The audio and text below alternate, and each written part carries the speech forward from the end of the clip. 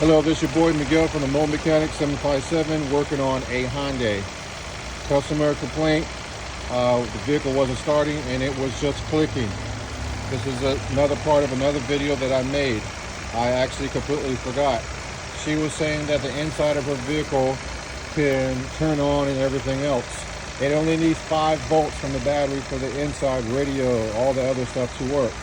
It needs a minimum of 10 volts.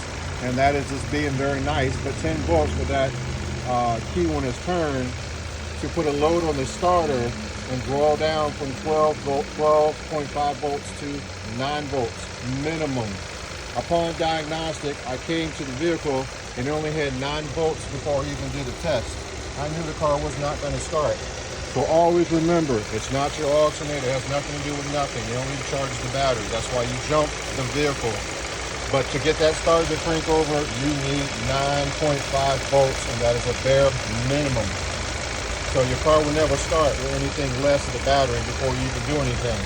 5 volts is inside the vehicle, that's the radio. If you like these videos, please like, subscribe, and share. Thank you.